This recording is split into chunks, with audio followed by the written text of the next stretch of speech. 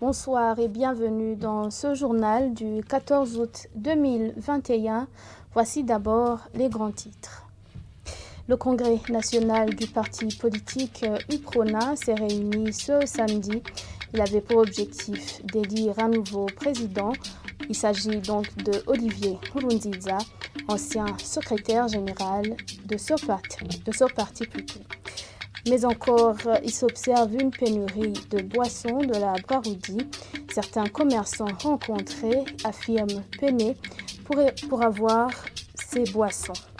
Tout de suite, les détails.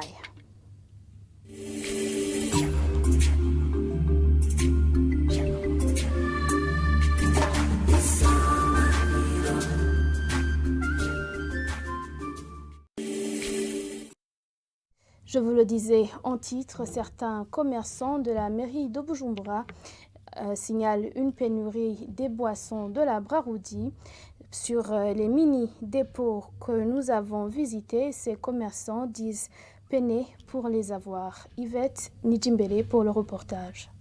Sur certains des mini-dépôts de boissons Braroudi que nous avons passés, les caisses des boissons étaient vides.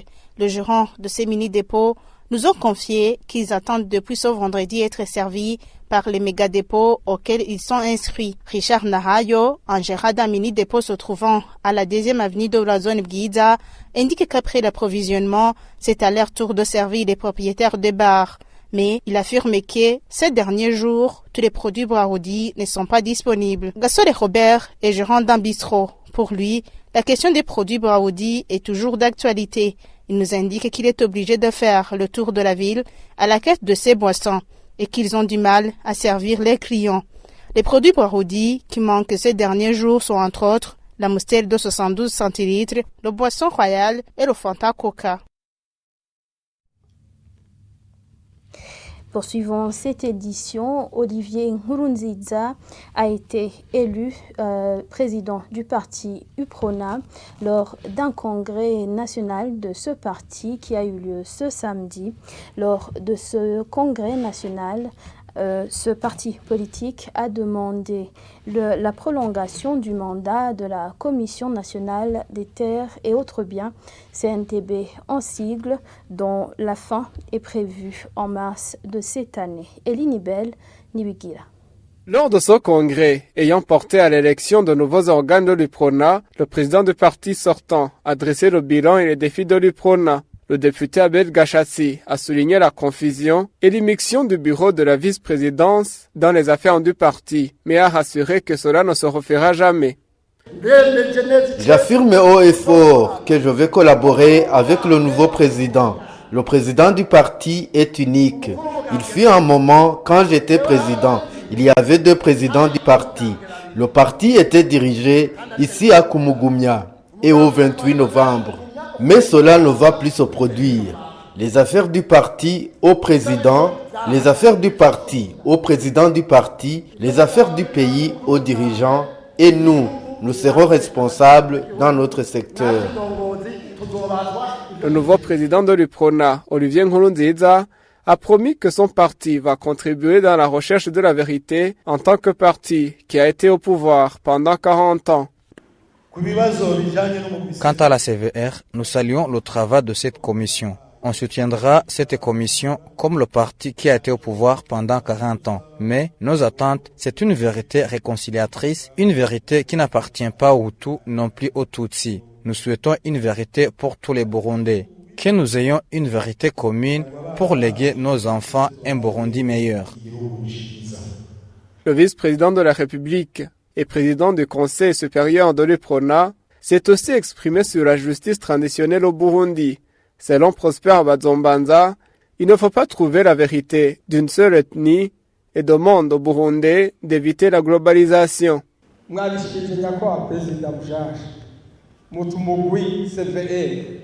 Vous l'avez évoqué, monsieur le nouveau président, concernant la CVR. Nous allons la soutenir. C'est-à-dire que la vérité qu'il est en train de chercher n'est pas des Hutus, des Tutsis ni des Twa, mais une vérité commune. Cette tragédie qui a affecté le pays, on doit tous la prévenir et surtout la lutter contre en synergie, car personne n'en est responsable parmi vous. Les auteurs doivent être poursuivis en justice et s'il le faut. Et évitons la globalisation. Le Conseil national du parti Prona a également entériné l'exclusion définitive de Badasigana, Gaston Sinimgo, Isdor Bayahaga et Anissé Nyongabo. Une décision qu'il faut mettre en exécution dans l'immédiat, selon le communiqué de cet organe. De plus, le Prona a plaidé pour la prolongation du mandat de la CNTB, comme contenu dans son communiqué lu par le nouveau secrétaire général du parti, Jean de Dieu Nyonghuru.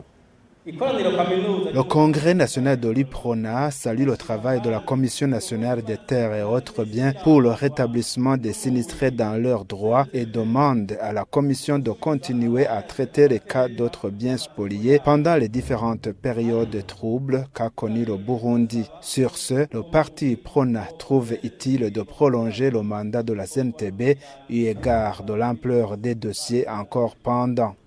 Le vice-président de son parti élu, c'est David Mukanya, et la présidence revient à Olivier Nkurunziza en remplacement d'Abel Gashati, qui était à la tête de son parti depuis 2016. Parlons à présent agriculture. Des lois sont en train d'être élaborées. Un audit en cours de programmation pour vérifier ce qui a été fait par l'entreprise Cogerco. Ceci a été dit par le ministre ayant dans ses attributions l'agriculture. C'est au moment où la Cogerco enregistre un déficit de 4 milliards de francs burundais. Suivez plutôt Deogide Rurema.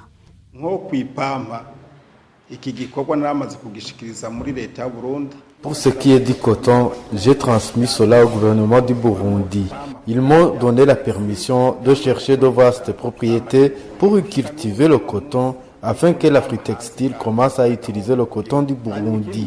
Jusqu'à ce jour, nous importons le coton, c'est une perte pour le pays. Autre chose, nous avons trouvé que les anciens patrons de la Cogerco ont mal géré de façon qu'aujourd'hui, nous enregistrons un manque à gagner de 4 milliards. Le gouvernement a trouvé qu'il est impossible de continuer à injecter des fonds dans ce secteur de la Cogerco pour continuer à alimenter ce trou. Actuellement, on est en train d'élaborer des lois et faire l'audit pour voir ce qui reste à la Cogerco, puis faire des accords avec l'Afritextile afin de mettre en place une autre office qui ne pèse pas et qui sera contrôlé par l'État, tout comme l'Afritextile.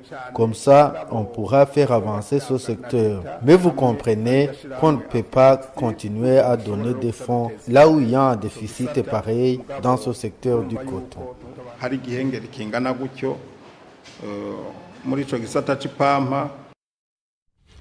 Deogide Rurema, il est ministre de l'Environnement, de l'Agriculture et de l'Élevage. Parlons international. La situation sanitaire s'aggrave en Martinique.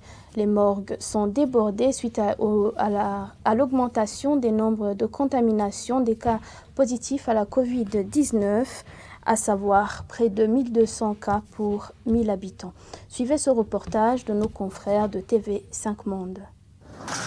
En plein cœur de l'été, la morgue de l'hôpital de Fort-de-France est débordée. Ce patient de 76 ans est décédé hier. Toutes les précautions sont prises pour désinfecter son cercueil. Ici, dans la plus grande chambre mortuaire de l'île, les 25 places disponibles sont déjà toutes occupées. Alors il faut faire au plus vite.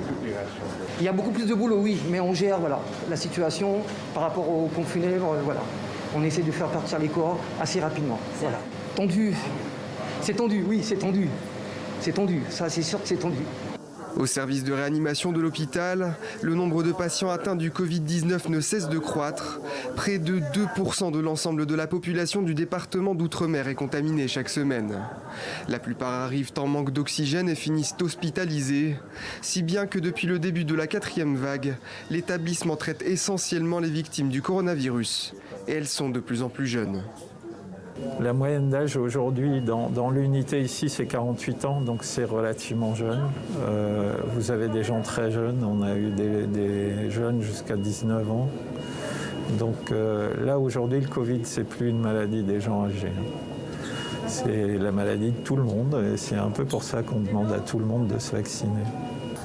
En un mois, le nombre de cas de Covid a été multiplié par 10 sur l'île. Près de 20% des Martiniquais sont entièrement vaccinés, un taux 3 fois plus faible que la moyenne nationale. Point final à cette édition. Merci de l'avoir suivi. Passez un excellent week-end chez vous.